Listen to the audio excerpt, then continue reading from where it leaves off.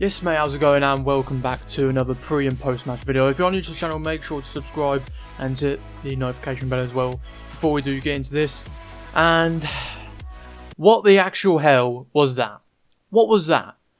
What was just what? If you're living under a rock, this is coming under a day after Man City's loss against Southampton, 1-0 at St Mary's. And where do you begin? Where do you begin? I know we can begin. Pre-match thoughts. Let's go with that. Let's just go straight into it with that. I did a little bit of research looking at what Man City fans would think of this game, and I just had a couple of thoughts myself. I thought, you know what? I thought this was going to be like a close game, like a 2-1, maybe 3-1 win for City.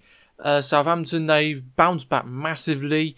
Earlier in the season, they were in the relegation zone, and now they are in mid-table, and it's just they have bounced back, and they've achieved something amazing like this. So let's just have a look at the lineup. So we're rocking a 4-3-3 with Ederson, Zinchenko, Laporte, Cancelo.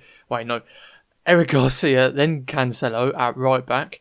At defence, it's a good little defence, I suppose you could say. Cancelo, he's a little bit scrawny, and he was found out during the game. Cancelo, I haven't really seen too much of him, so his style of play was not really a style of play, just because he hasn't been playing that much. He might not be that good on the ball, if that makes sense. I don't know where I'm going with that.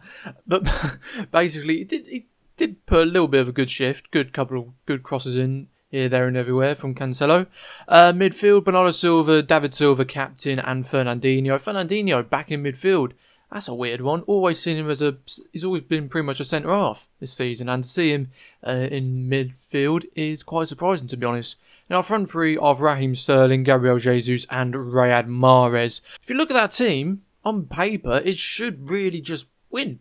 It should be able to just break down a team like Southampton, a mid-table team like Southampton, and be able to do bits. And no, that's just not what happened. We've got to talk about the elephant in the room. Che Adams' goal. That was just like ridiculous. I mean, Ederson, he does come off his line a lot, and he does come in as a third option, another option at the back, play the ball around with. It was a little bit of him just being off his lines, and a lot of goalkeepers have been found out about that this season.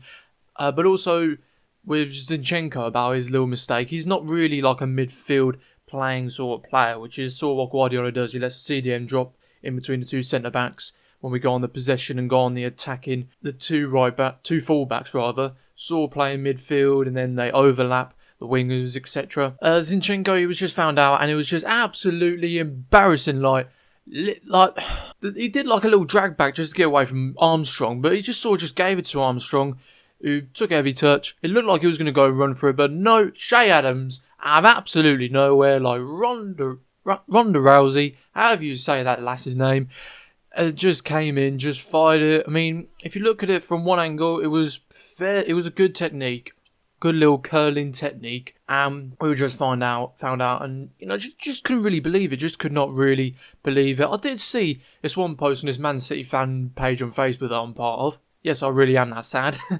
Basically saying about there's some sort of a problem with Ederson, because he's been doing that a lot, coming out as a sweeper keeper, and he has been found out, like the game against Man United, and with was it against Liverpool or was it Burnley? The game where Ederson just ran out, smacked into Garcia, and Garcia was concussed. I can't remember what game that was. It might have been the Burnley game. I'm not 110% sure. Let me know. I sort of see it, but at the same time, it's not really like... It is annoying, it is frustrating, but I wouldn't really say it's a problem going on in here. It's just what Guardiola wants, and he's just been found out about it too many times. Just too many times.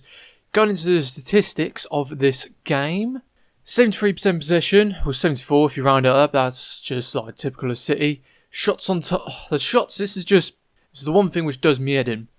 Shots for Southampton, 8. Shots on target, 4. 6 shots on target. So we're doing more shots on target. 26 shots inside. 20 pig in 6. And we couldn't even find the back of the net. Really? Like, really? Then you'll have a look at all the passes. They had just under 300. We had just over 800. Tackles, they had 20. We had 16. Clearances, they had 57. We had 12. Corners, we had 13. They had 2. Offsides were the same at 3.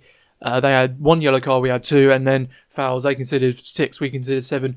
But wow, what What do you say? What do you actually say about this game? It was just ridiculous, absolutely ridiculous. Just see all them statistics. Like, we dominated. I want to say we dominated. Yeah, we did sort of dominate the game, but as soon as that goal went in, I called it. Like, as I saw it, I thought, you know what? That's it. That's game. Like, we're going to struggle now. We're going to struggle now. They're going to go onto the defensive. My brother called that, and he called it right. And it's just what happened. It's just exactly what happened. It was pretty much the Great Wall of Southampton. They went from a back 4 to like a back 8 or 9. Even Danny Ings was doing a shift in defence. And as well as that, their goalkeeper McCarthy, he was on ridiculous form, absolutely unstoppable. What's he had in his Weetabix for him to be just that good? And it's kind of embarrassing because he's got grey hair. He's basically a pinch. We're basically going up against a granddad in goal. And he's pulling off stuff like that. Like, it was one of these games, just like the Chelsea one, that's pretty much summed up our season, where we've just been caught out just far too many times. And now that's 3 consecutive away losses, the most away losses in a row that Pep Guardiola has suffered in his managerial career. We've had more losses this season with 9 compared to Man United and Arsenal. 2 teams who've been struggling. Arsenal debatably have been fading away as a top club, and they've both had 8 losses. And this season we've been found out with our mistakes from little players such as Shay Adams, Timo Pukki, Adama Traore, and we've just have been punished. Thinking ahead to like next season, like, I can feel a rebuild just coming along, a rebuild on the horizon. I can see it just happening, and I will be going in depth at the end of the season, whenever the transfer window does open, how our team could line up, if there will be a rebuild, what the future holds for Pep. And as well as that, we've got our appeal next week. Our appeal for the Champions League ban. Just trying to see if that will be declined or that will be accepted by the boffins of UEFA. But just going back to this game, like, how is it we went from being the Premier League champions 4-0 to this? What could we actually do differently as well? I mean, there was some few players in our squad. I'd say the best player within our team was probably, I don't know, maybe Laporte. I mean, there was times he was playing as a centre forward. How desperate can you actually get? Him and Garcia, like,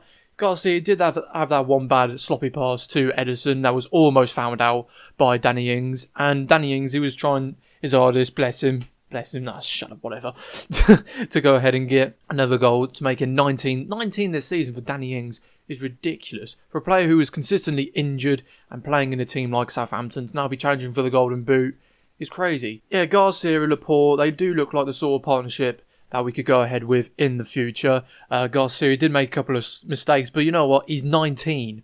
He's going to make mistakes. Just how it is, really. I mean, I would like to see more of him on the pitch. Maybe even in, like, I don't know, league games or whatever, like FA Cup. Well, maybe not this season with how far we progress. Maybe even get Harwood Bellis. Maybe even get him some game time as well. I do like Harwood Bellis as well. It's just regardless of that. This game was just embarrassing. It was just so annoying. Our next game is against Newcastle United, and I don't want to seem like disbelieving in my team, but I can almost see a defeat coming along the way. Maybe we might get a draw, who knows. Yeah, this is just an embarrassing game, one I hope to really forget soon. If you have enjoyed this video, make sure to drop a like, and like I said, subscribe if you are new to the channel. Thanks for watching, but until next time, I'll see you lot in a bizzle.